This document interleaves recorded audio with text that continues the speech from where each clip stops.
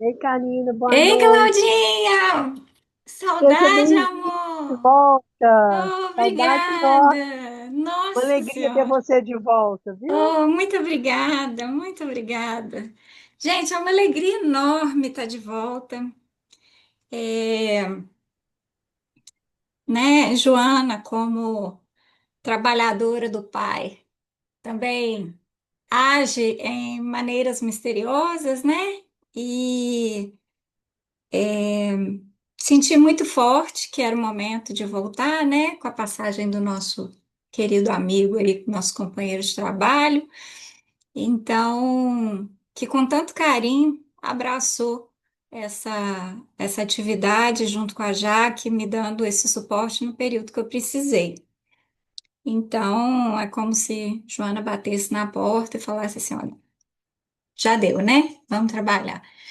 Eu nem sei se vocês conhecem essa passagem muito interessante da vida do Divaldo, mas o Divaldo teve um problema de coração sério e o médico falou assim, olha, você tá quase 100% morto, né? Você tá beirando aí, então você tem que fazer o repouso e tudo.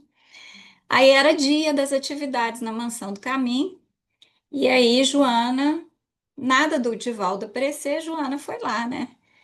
Ué, o que que você está fazendo aí deitado? Ele falou assim: não, eu estou convalescendo e tal. Ela, como assim? Aí ela falou assim: ele falou para ela, né? O médico falou que eu estou quase 100% morto, então eu tenho que convalescer. Ela falou assim: eu estou 100% morta e não estou convalescendo. Então levanta e vamos trabalhar.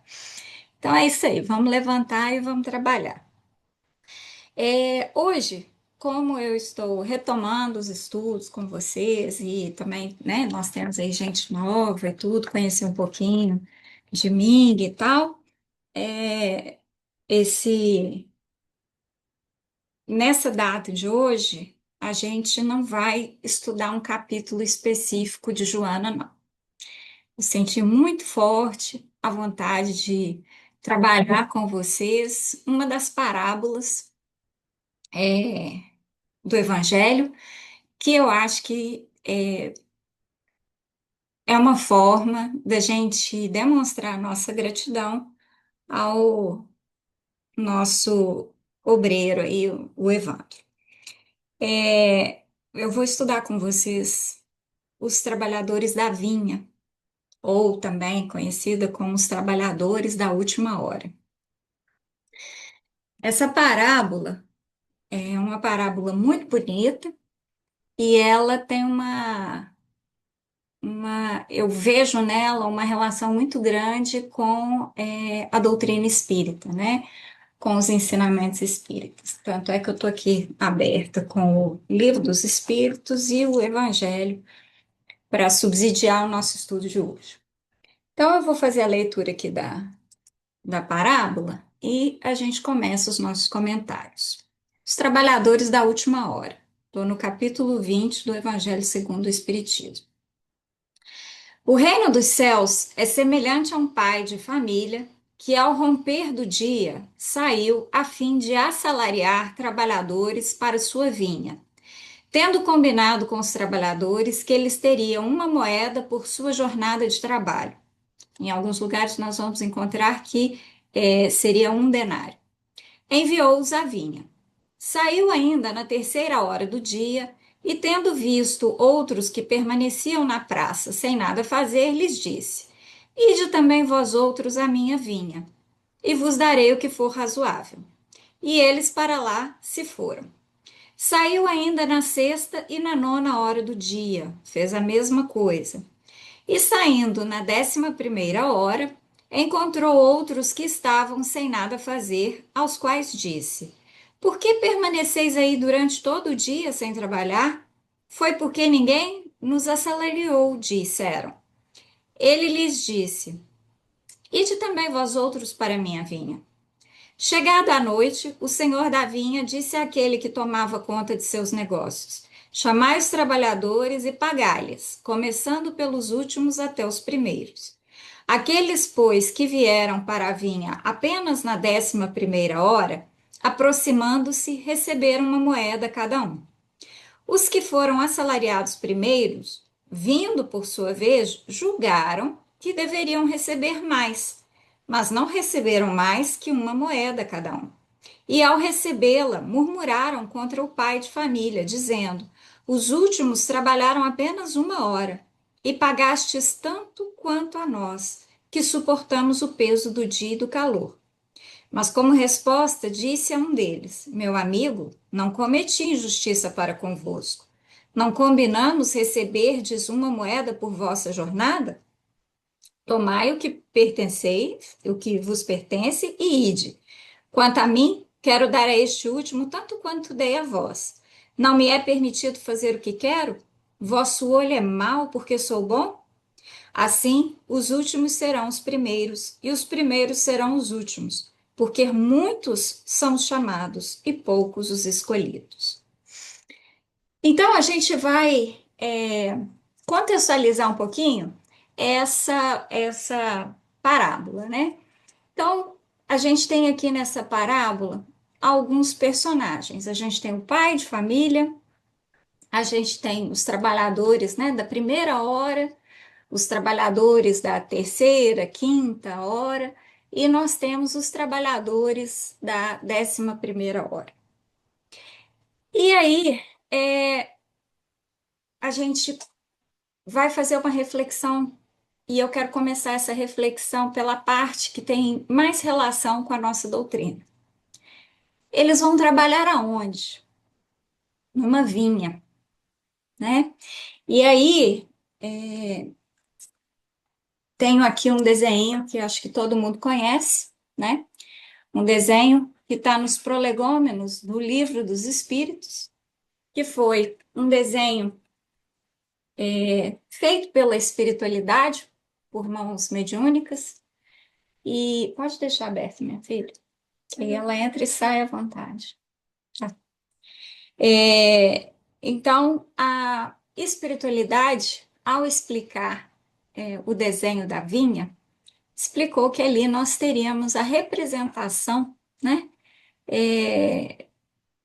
de, de o que somos, né, de onde viemos, né? Então, nós temos ali o ramo da vinha que representa, né, Deus, e aí nós temos as uvas que com seu licor representam os nossos espíritos, mas nós temos o nosso perispírito também, que são que é a película que reveste a, a uva.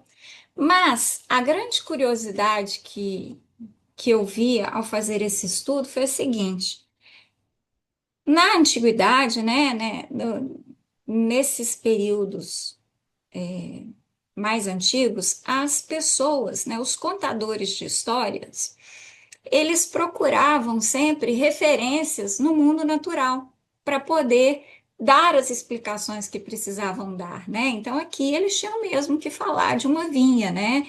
Nós estamos aí no meio lá provavelmente da região de Israel e tudo, a gente não vai falar de uma mangueira, né? Não faz sentido.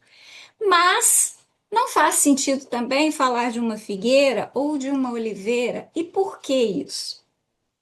Se nós pararmos para pensar, dos alimentos, das coisas naturais que existiam ali nos arredores, é, todas elas amadureciam e seu produto se tornava ruim, né? Agora, da videira, a gente tem as uvas e das uvas nós teremos o vinho. E o vinho, quanto mais amadurece, quanto mais o tempo passa, né, o bom vinho, né, mais valioso ele fica, mais saboroso ele fica. Então, há essa ideia.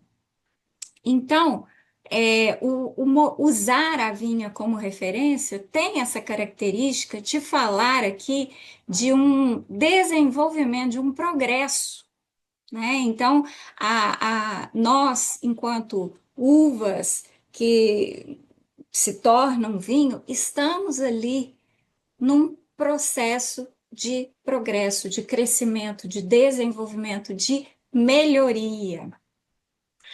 Então, a gente tem que pensar o seguinte: tá, mas como se dá esse processo? E é interessante, eu não sei se vocês sabem, eu descobri há pouco tempo, mas as vinhas, você tem que ir podando as folhas mais embaixo para que a seiva consiga chegar até as uvas e cada vez melhor. Então você vai sempre fazendo podas. E isso me deixou muito pensativa, porque o tempo todo nós fazemos podas. E essas podas nós chamamos de reforma íntima. E a cada momento nós optamos por trabalhar um determinado aspecto da nossa vida, fazer uma melhoria. E às vezes a gente decide fazer melhorias em vários aspectos.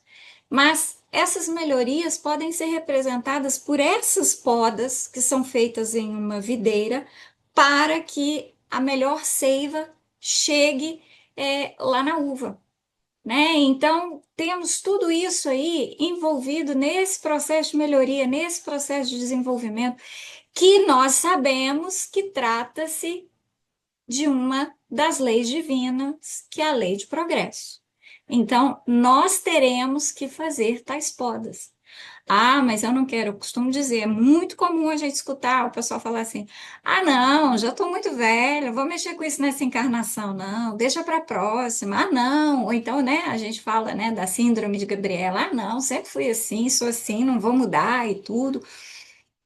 E eu digo: muda, aproveita, a oportunidade é agora, porque adiar não vai resolver, né? Então, assim, o processo é difícil? É difícil, mas desistir não resolve nada. Então, a gente precisa fazer essas podas, precisa trabalhar nessa reforma íntima? Precisa. E o que a gente vem fazendo nos estudos de Joana, ao conhecer as orientações que Joana dá, ao tentar seguir as orientações de Joana, é uma constante reforma íntima. E aqui eu vou até agregar o título de um livro de Hermance Dufour, que é Sem Martírios, porque Joana nos ensina que exatamente reforma íntima sem martírios. E Joana nos ensina que o processo pode até ser dolorido, mas o processo não precisa ser sofrido, né? Então, a dor vai existir, mas sofrer, reclamar aquela dor, não vale a pena. E Joana nos ensina isso. Então, toda essa passagem, né, toda essa parábola acontece ao redor de uma vinha. Então, vamos seguir aqui. E aí nós temos o dono da vinha. Quem é o dono da vinha, gente? Né? Quem é?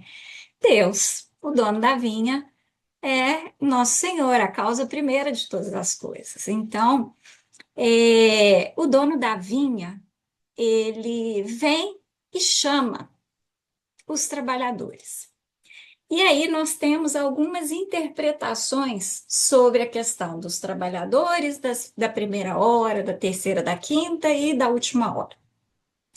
Uma das interpretações que nós temos é que nós estamos falando de espíritos encarnados, né, desenvolvidos em pés diferentes. Então, nós temos aqueles que ainda estão começando o processo de desenvolvimento, de melhoria, que seriam aqueles trabalhadores da primeira hora. E aí temos os da terceira e da quinta, que são aqueles que já vieram aqui algumas, muitas vezes e tal, que estão, né, já mais entendidos um pouquinho no processo do desenvolvimento pessoal. E aí nós temos aqueles lá da última hora, que seriam espíritos que estão mais ainda desenvolvidos nesse processo de evolução. Então, nós temos essa primeira interpretação, que nós teríamos grupos diferentes de espíritos em termos de momento de evolução, né? Mas também tem uma outra interpretação que eu achei muito interessante, que é a interpretação de que nós estamos falando de um único espírito, em momentos diferentes da sua própria evolução.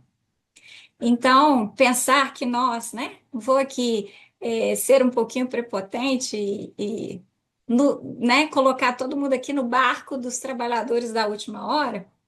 Então vamos pensar, nós já fomos trabalhadores da primeira hora. E quais são as características desses trabalhadores da primeira hora? São trabalhadores materialistas, são trabalhadores que fazem o trabalho em troca do que vão ganhar. São trabalhadores que julgam os outros trabalhadores, são trabalhadores que estão ainda no início do processo de aprendizado, né? A gente pode até guardar algumas dessas características, mas a gente já melhorou muitas outras.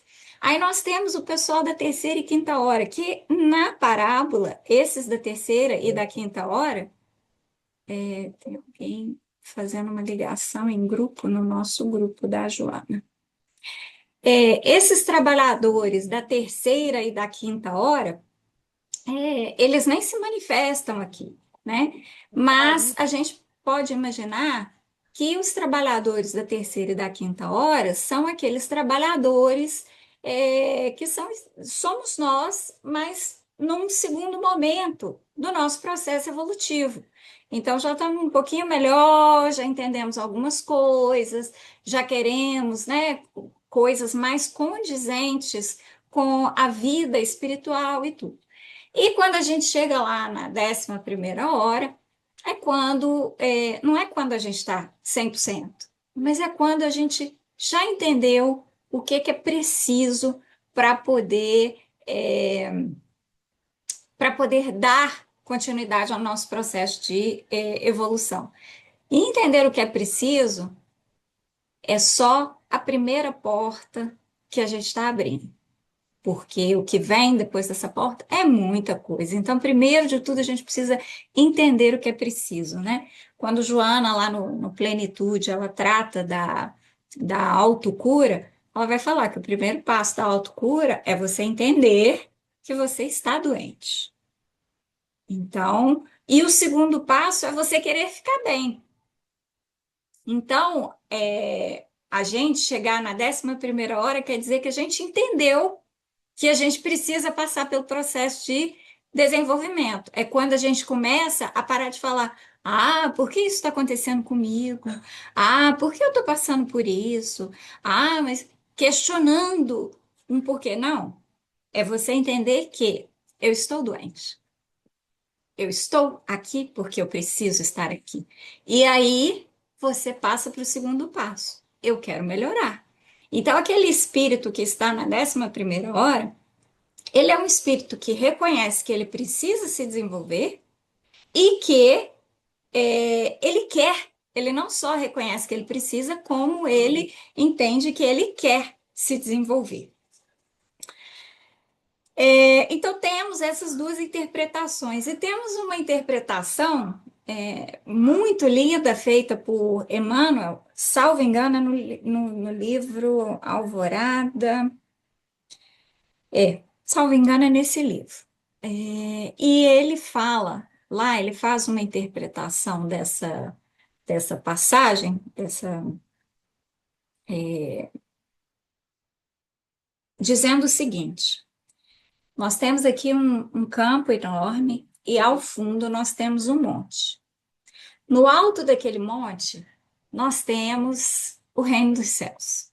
Nós temos a graça, a glória, nós temos o que nós viemos buscar, né? O retorno ao Pai.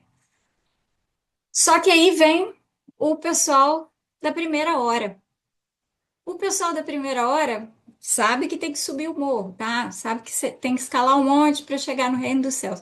Só que aí, quando ele chega ali no pé do monte, ele vê um monte de. Pé do monte, um monte ficou horrível, né? Então, quando ele chega ali, na beirada da montanha, ele vê uma série de veios auríferos, ele vê pedras preciosas, ele vê terra que se ele lavrar vai dar muito dinheiro e tudo. Então ele fica seduzido por tudo aquele material que ele pode arrecadar dali e transformar num tesouro. Então ele vê tudo aquilo ali, ele fica encantado. Ele se desvirtua, ele perde o foco no objetivo que era subir a montanha. Então ele fica encantado. Para ele, aquilo ali está suficiente. Então ele vai trabalhar ali. Os da terceira e da quinta hora passam desse ponto e chegam no meio da montanha. E lá do meio da montanha eles têm conhecimento da fauna, da flora, e eles ficam encantados com o que eles veem ali. E eles também perdem o foco. Aquilo ali para eles satisfaz, eles chegam naquele ponto e eles se acomodam. Então eles estão satisfeitos ali.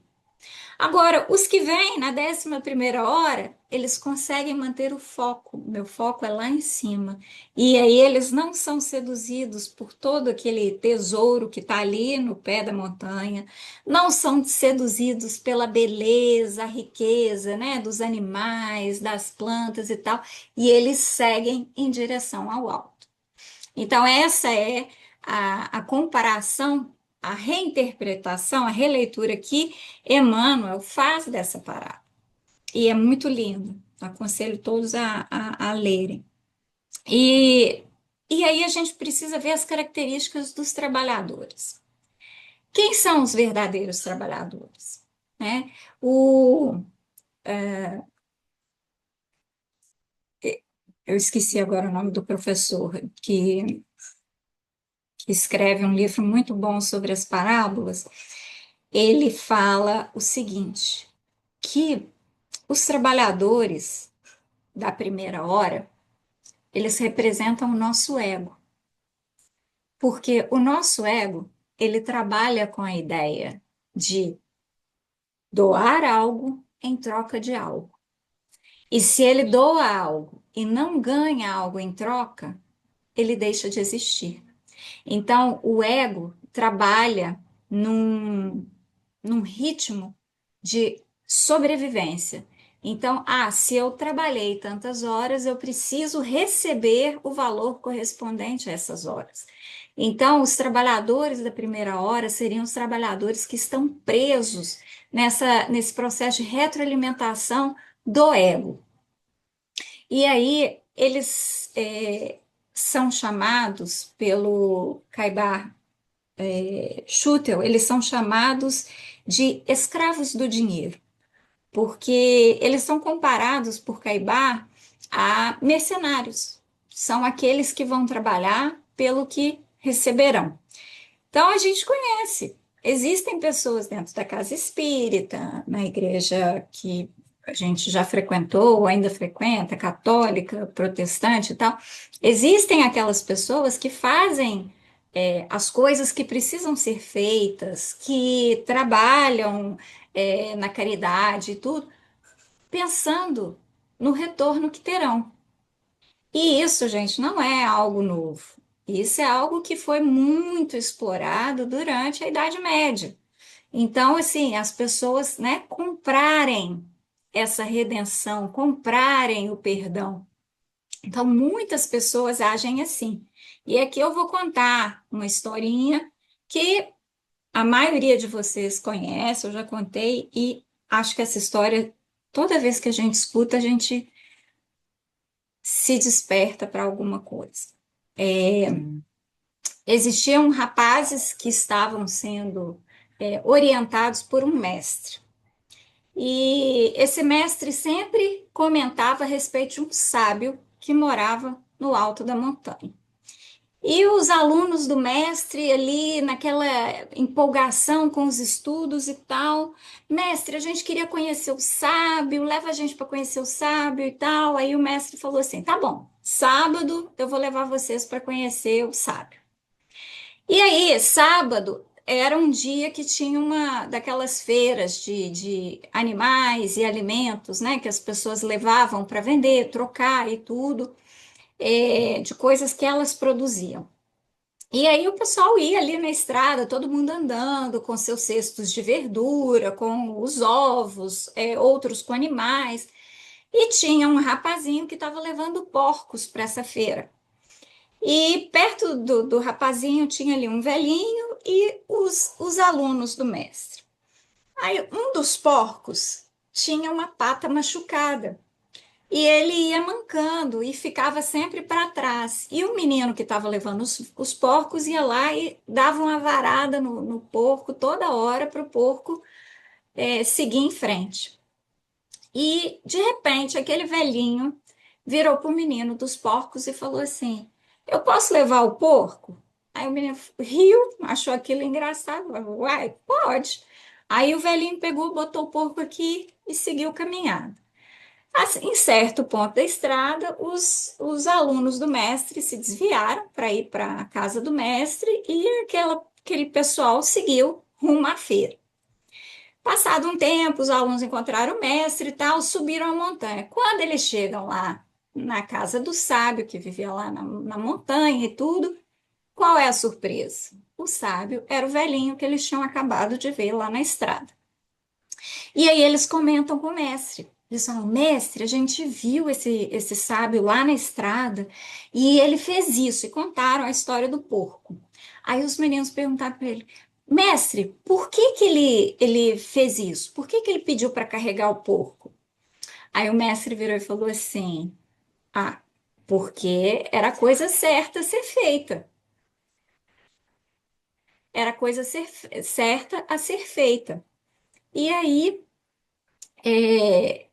os alunos ficaram, tá, mas ficaram com uma pulga atrás dele, né? Como assim a coisa certa ser feita, né? Aí eles não aguentaram e falaram com o sábio: Olha, sábio, a gente estava na estrada e a gente viu o porco que estava com a pata machucada, e aí o senhor ofereceu para carregar o porco e tudo, e a gente queria saber por que que o senhor se ofereceu para carregar o porco. Aí o sábio parou, olhou para os meninos, pensou, e falou assim: que porco? Aí os meninos ficaram super invocados com aquilo, né? Acabou ali a visita e tal, foram embora. E eles atrás do mestre, mestre, olha a resposta do sábio e tal, como que é isso? O que que está acontecendo? Aí, de repente, o mestre solta uma gargalhada. E aí os meninos perguntam, mestre, o que que foi? Ele falou assim, agora eu sei o que que aconteceu. Meus meninos, o que que aconteceu? Ele não carregou o porco porque era a coisa certa a ser feita. Ele carregou o porco porque era a única coisa a ser feita. Então, ali, a lição que ele dá é essa, que quando você está fazendo a única coisa a ser feita, a coisa certa a ser feita, mas assim, você não enxerga que existe outra possibilidade, ou seja, para o sábio não tinha outra coisa a se fazer. Não era deixar o porco ali, não era comprar o porco, não era andar do outro lado da rua, não era. Para o sábio, só tinha uma coisa a ser feita, que era a coisa certa.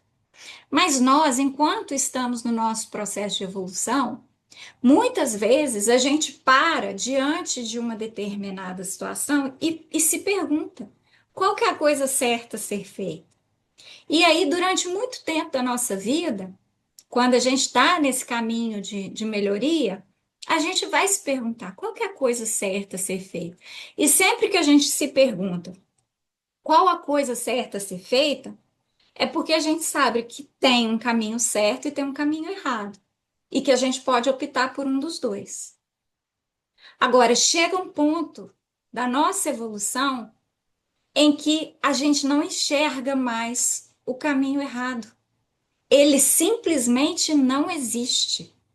Nas nossas entranhas, na nossa consciência, no mais profundo do nosso ser, a gente não consegue enxergar aquela possibilidade. Para nós só existe uma possibilidade, que é a possibilidade de se fazer o que as outras pessoas consideram certo, mas que a gente vai passar a considerar como a única coisa a ser feita. Então, a gente pode dizer que aqueles, e aqui sempre lembrando que nós temos o livre-arbítrio, aqueles trabalhadores da primeira hora, eles ainda enxergavam dois caminhos. Os trabalhadores da terceira e da quinta, a mesma coisa. Agora, os trabalhadores da 11ª hora, eles não enxergavam outro caminho. O caminho era só aquele. Então, não havia outra coisa a ser feita, outro trabalho a ser performado, era só aquele. E aí, o Caibar, ele coloca para gente quais seriam as características desse trabalhador. Então, qual é o trabalhador que a gente precisa para a nossa seara, né? Qual é esse trabalhador?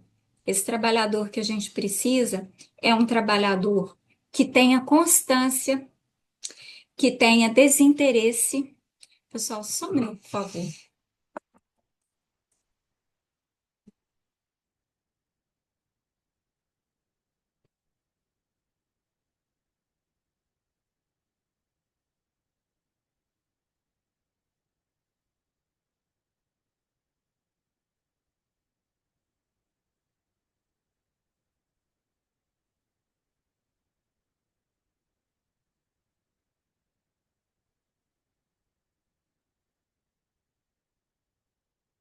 Desculpa, pessoal. Primeiro dia de retorno é assim, até engrenar as coisas aqui em casa vai ser um pouquinho complicado. Ele precisa ter constância, e isso daqui é uma das coisas que, quando eu tenho oportunidade de conversar com voluntários, né, principalmente voluntários no trabalho espírita, no trabalho das casas, as pessoas confundem muitas vezes a ideia de trabalho voluntário com trabalho facultativo. Então, tipo assim, eu tenho o dia livre. Então, nesse dia que eu tô livre, eu vou lá participar de uma tarefa. O trabalho voluntário, ele é um trabalho com compromisso. Então, é aquele dia eu tenho aquela tarefa. Chova, gatos e cachorros, eu vou para minha tarefa, porque não é um trabalho facultativo, eu vou quando eu quero. Para você ser um trabalhador, você precisa ter constância. Então, você vai assumir compromissos, você vai honrar os compromissos. Nós temos, né, problemas, percalços, obstáculos? Temos, eles vão acontecer, sim. Como eu precisei me afastar para fazer um tratamento, como alguém pode precisar faltar ou coisa parecida, isso acontece. Isso não pode virar a nossa rotina. Nós temos que ter aquele compromisso. Assumir o compromisso de estar lá, eu preciso estar lá. Assumir o compromisso de participar da campanha do quilo, eu não vou na campanha do quilo quando eu acordo domingo de manhã. Esse domingo eu acordei de manhã cedo, então eu vou na campanha do quilo. Mas se eu não acordar cedo, eu não vou. Vou ver que horas eu vou acordar para ver se eu vou. Não é assim que funciona. O trabalhador precisa ter constância. Ele precisa ter desinteresse. A gente que conhece um pouquinho da doutrina espírita e que conhece aí a obra do André Luiz, principalmente, né, no Nosso Lar e tudo, a gente já ouviu falar no bônus hora, né, que é uma espécie de moeda espiritual que as pessoas, né, que os espíritos vão colecionar de acordo com as atividades deles para poder ganharem certas, nem diria regalias, mas certas permissões. Então, eu gostaria de visitar a minha família, que continua encarnada e tal, e eu estou desencarnada, então eu vou trabalhar para ganhar bônus horas e aí, né, ganhar uma permissãozinha para poder ir lá visitar minha família. Mas o trabalhador, ele trabalha porque ele quer o bônus hora? Não. Ele pode até ganhar o bônus hora, mas esse não é o motivo dele trabalhar. Ele trabalha porque é a coisa certa a fazer? Não. Ele trabalha porque é a única coisa a ser feita, assim como carregar o porco. Então, ele precisa ter constância, ele precisa ter desinteresse, ele precisa ter boa vontade. Então, aquela pessoa que faz, tá bom, eu vou lá, eu tenho que ir, eu tenho que fazer. Ou então, aquela pessoa que faz porque, eu não tenho nada mais para fazer, então eu vou para lá. E aí vai carregado daquela má vontade, eu tô aqui porque eu não tenho outra coisa para fazer. Não, ele precisa ter boa vontade. E vou falar, as tarefas, elas não são sempre fáceis. Elas se tornam fáceis porque, né, como dizia Sócrates, o homem que trabalha com aquilo que ama não trabalha nem o dia. E nós, enquanto trabalhadores, né, espíritas, trabalhamos naquilo que a gente ama. Então aquilo nos torna trabalho. Então, a gente preparar, às vezes a gente vai preparar uma apresentação em PowerPoint, às vezes a gente vai estudar dois, três, quatro livros para preparar um estudo. Os trabalhadores que vão trabalhar lá na campanha do quilo, são trabalhadores que estão ali, ó, de cara escancarada no mundo, porque eles vão tocar campainha e eles vão ouvir pessoas grosseiras.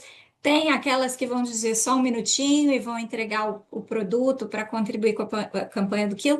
Mas tem muita gente que vai ficar irritado, tem gente que não vai atender, tem gente que vai atender para dizer um não e tal. E aquelas pessoas têm que estar ali de coração aberto, prontas para receber aquilo.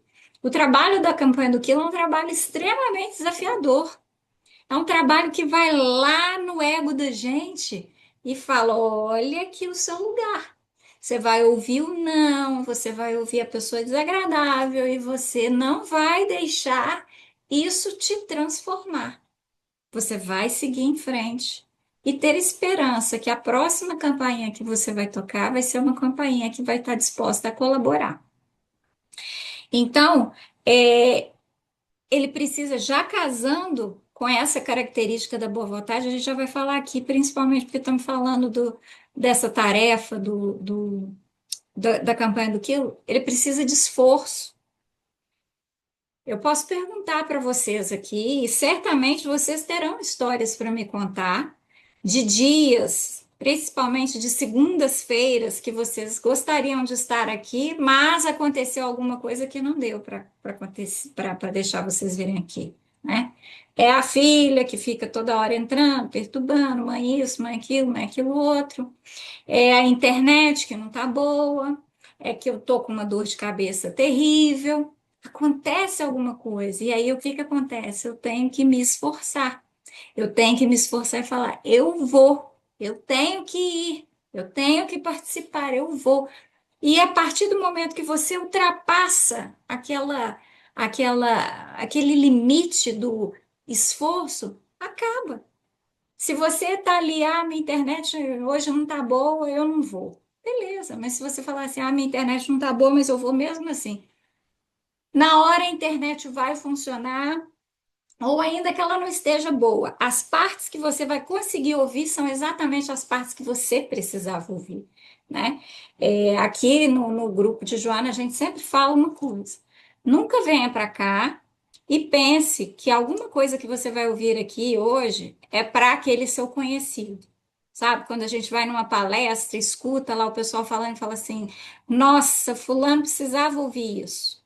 Nada do que é dito aqui era para fulano ouvir. Tudo que a gente fala aqui no estudo de Joana é para você, é para mim, é para a gente ouvir, tá? Então, se mexeu com você, se te fez pensar em outra pessoa, pode parar e pensar que tá com você essa batata quente.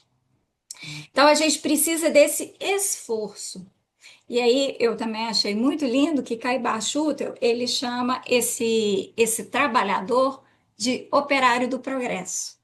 Então, a gente, eu queria que vocês imaginassem o seguinte, que Deus tem um projeto para nós, um projeto para a humanidade, que é um projeto de fraternidade.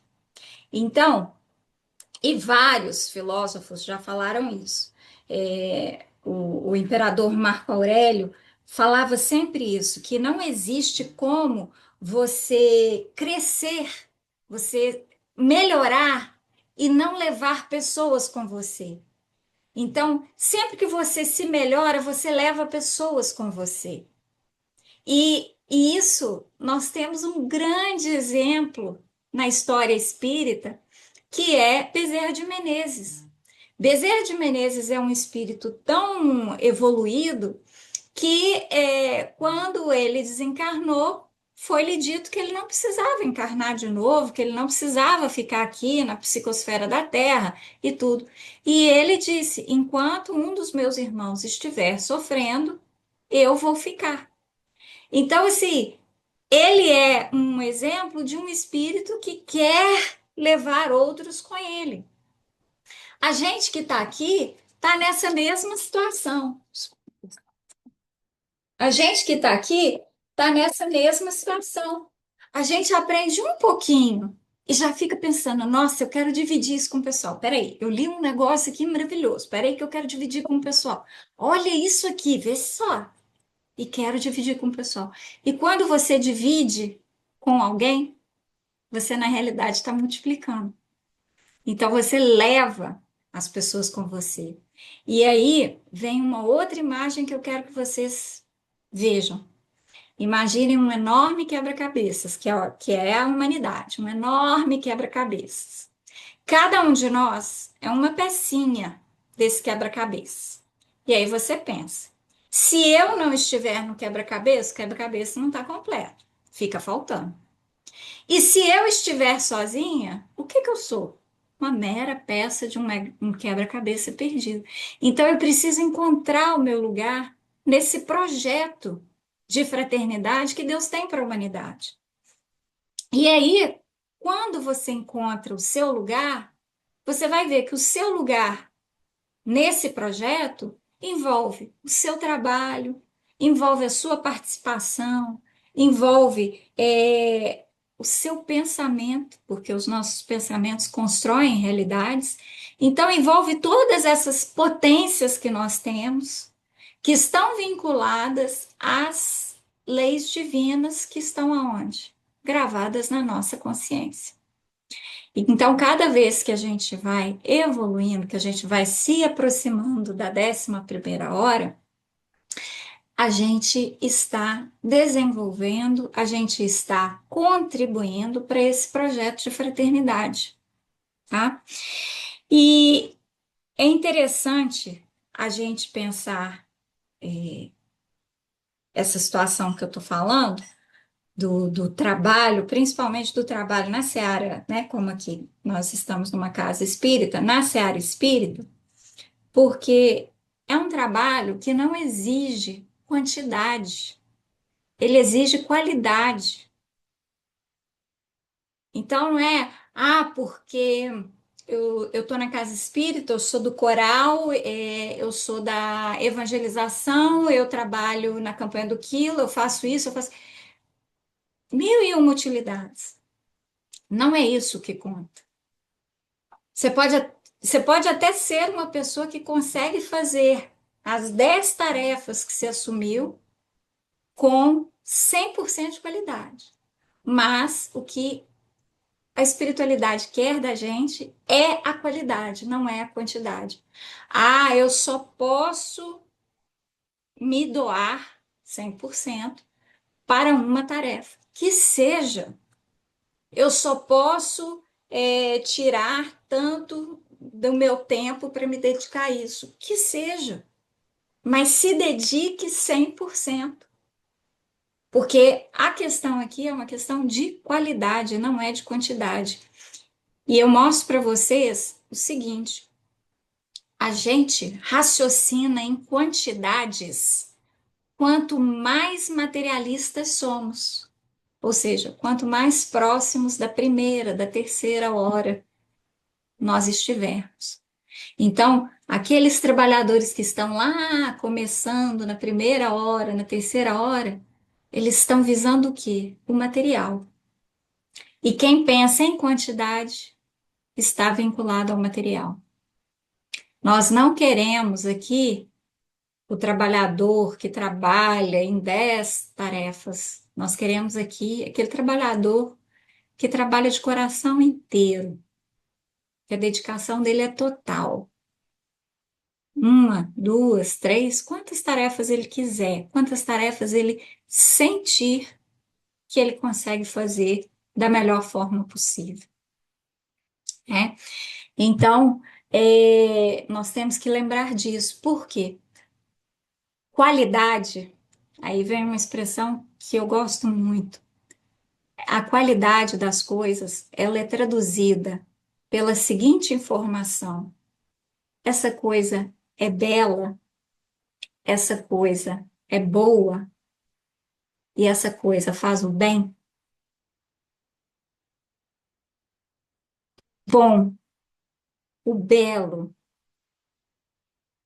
o bem são características que transformam qualquer tarefa numa tarefa de qualidade.